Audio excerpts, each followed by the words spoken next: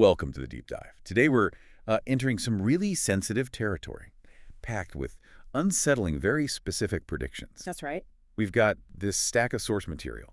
Presents a single kind of chilling narrative, doesn't it? It really does. It connects imminent conflict, Gaza, Ukraine, directly to these hidden political control mechanisms in the U.S., in Europe. Yeah, deep stuff. So for you, we've synthesized this document. It's got these definitive claims, political moves, war timelines, even systemic threats. It's very specific. Very. It's less about general trends, more like these nations will join the war, mobilization happens then, this figure died because of this, specific answers. So our mission today is pretty straightforward but important. We're just going to impartially synthesize this whole narrative. It covers everything, right? From precise war dates to this really strange concept of a system managing Western populations. Yeah, we need to understand the full picture the source is painting here, the whole interconnected thing. And we have to stress, like always, we're just reporting the claims, the internal logic within this material. We're not endorsing it. Just trying to help you grasp its viewpoint quickly without you having to, wade through it all yourself. Exactly, just laying out what the source says. Okay, let's unpack this, starting with the immediate flashpoint, the Middle East, Gaza. The source predicts a pretty imminent catastrophic escalation there. Yeah, the source sees Gaza and Ukraine not as separate things, but concurrent wars. And it claims one of them specifically is going to spin out of control. Serious international military action. And Gaza is the trigger. Gaza is the immediate focus, yes. Yeah. That's the trigger point in this narrative. Okay, so it starts by sort of setting the stage internationally. It mentions Italy apparently sending a ship towards Gaza for humanitarian aid boats. A detail like that. Right, throws in details like that. But it pivots quickly to U.S. policy, and it presents this claim highlighting, well, alleged U.S. hypocrisy across different areas. And this involves Donald Trump. It's fascinating, yeah. The source deals with Trump's actions in this almost contradictory way. First, it notes he criticized the, quote, big business of climate campaigns at the UN, sort of praises him for calling out waste. Okay. But then right after uses a totally separate action to undermine any sense of humanity in U.S. policy. It claims the U.S., and this is implicitly under Trump's direction vetoed, a crucial UN vote. Ah, okay. What vote was that? The one demanding Israel unconditionally stop its pacification actions in Gaza, widely supported vote. The source uses that veto as key evidence, says U.S. democracy, doesn't matter who's president, lacks humanity when its own interests aren't involved. I see. So that specific veto is then tied to what? Growing instability. Directly, rapidly increasing regional instability. The source says flat out, Israel's actions violate all moral human principles. But here's the real alarm bell they ring. The president of Egypt. What about him? Reportedly considering suspending the long-term agreement with Israel and reinforcing the military. That detail suggests, the patience of key neighbors is just running out fast. Okay, so this leads to the really immediate escalation prediction. You said it was precise. Remarkably precise. The next big step is tied to the word Thursday. Not tomorrow, not next week necessarily, but a specific Thursday. Specific Thursday. Yes. When rockets will hit Israel from a concrete state, a state Israel will know immediately who it is. That level of detail, it suggests a lot of confidence from the source, whether it pans out or not. And Israel's response. Equally dramatic and allegedly calculated. It's described as inadequate, meaning overwhelmingly massive, disproportionate, a huge counterstrike against whoever launched the rockets. There's a catch, right? A big one. The source claims this massive counterstrike is just smoke and mirrors, a strategic distraction, a cover-up. A cover for what? It alleges the counterstrike is designed to mask something happening simultaneously inside Gaza, a horrific mass bombardment, high civilian casualties, even tragically among people getting that aid that just arrived. Good heavens. So if you put that sequence together... It's not a limited war they're predicting. Yeah. No. The claim is, once this kicks off, 2 or 3 other states jump in against Israel. 2 or 3 more. Yes. And that leads to this global surge of activity in the Arab and Muslim world. Could even spark unrest inside Europe. Civil unrest. And the final predicted outcome for Israel in this war. Truly devastating. Major destruction inside Israel, and specifically the funeral of Netanyahu. Wow, that's specific. Absolutely. The source is adamant. Doesn't matter how it looks at first. Israel ultimately loses this war. Great humiliation, forces mass emigration of its citizens. That's the picture painted for the Middle East. A complete, very specific timeline. We got a lot. A horrific scenario describing a very visible kinetic war. Exactly. But now we need to shift. Turn to the second conflict mentioned, Ukraine, where the battle, according to the source, is less about bombs right now and more about politics, sovereignty. Right. Shifting focus now to Ukraine. Moving away from rockets and funerals, more towards these high-level, maybe secret political deals. The main claim involves President Zelensky. That's the core of it here. The claim is Zelensky's under pressure, informal but severe pressure. And the source names Donald Trump as the one applying it. Pressure to do what? To agree to give up partial sovereignty over the Ukrainian territory that's left. And why would Trump allegedly want that, according to the source? Not for the U.S.'s benefit, the source claims, but for the benefit of a small state, which is clearly implied to be Russia. I see. And Zelensky's response? Currently refusing. The source says he won't concede territory or sovereignty, holding firm for now. Now, Russia's goal in all this, allegedly, it's to completely isolate Ukraine, freeze it politically, keep long-term influence over whatever happens there.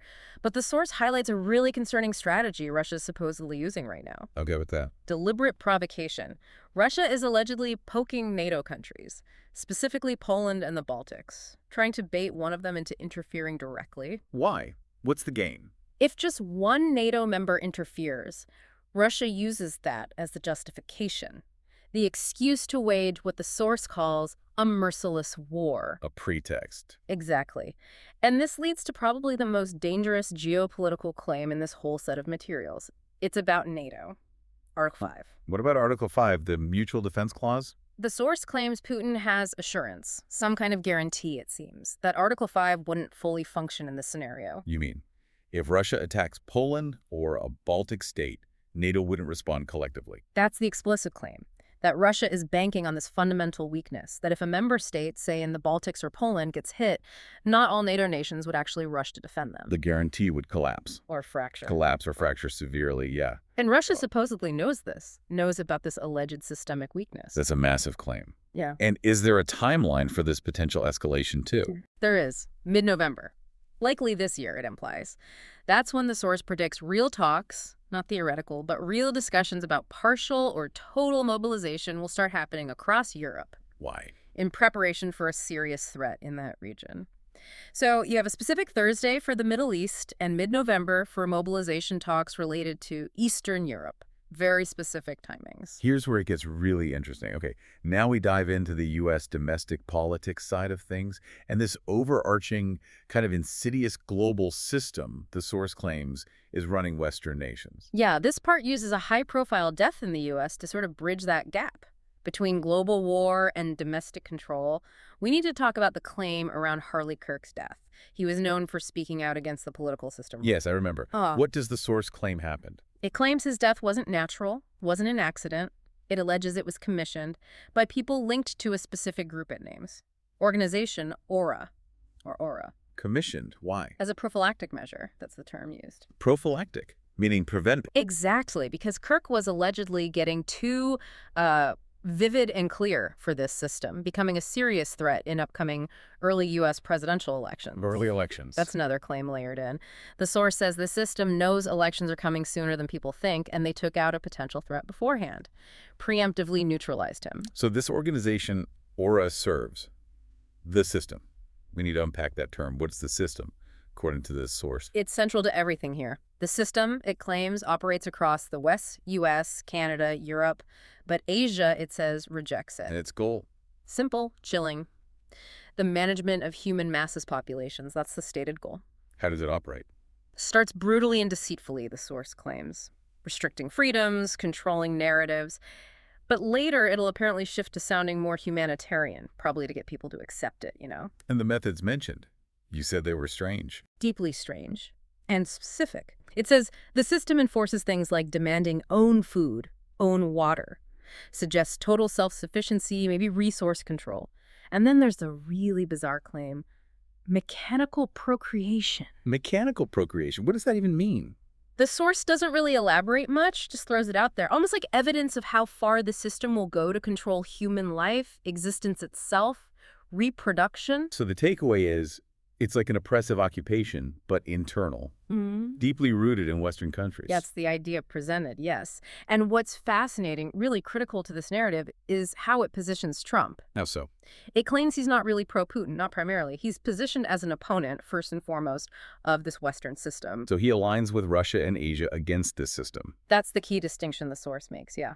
Based on the belief that what the system does to people, the hidden control, the loss of freedom, is actually more dangerous than war itself. Oh, dangerous than war. That's quite a statement. The hidden hand is worse than tanks and rockets. That's the concept, which leads directly to this idea of the general rehearsal. What was the rehearsal? The source claims that the period before the Ukraine war, and it strongly implies the pandemic era, the lockdowns, the mandates, that whole period served as a successful test run. A test run for what? For curtailing freedoms, for dividing society.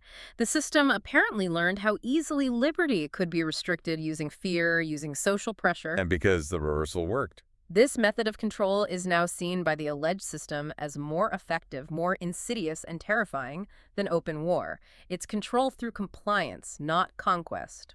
Much quieter. Wow, okay.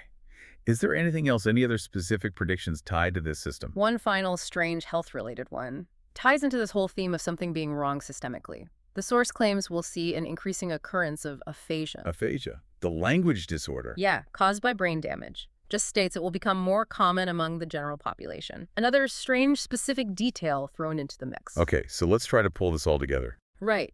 If we connect this to the bigger picture, what this source material gives us is really two narratives running side by side, both moving fast. Two narratives. Yeah. First, there's the one about rapid, kinetic international war, predictable steps almost. Escalating first in the Middle East, then in Eastern Europe this fall. Very traditional conflict in a way. Okay, that's narrative one. What's the second? The second is this hidden conflict. More dangerous, the source claims. It's about population control, sovereignty, this deep system working under the surface of Western politics. Less visible, but maybe more profound. So what does this all mean for you, the listener? Look, our goal today was just to neutrally lay out these extremely specific claims and predictions from the source material. We didn't make them up, obviously. No.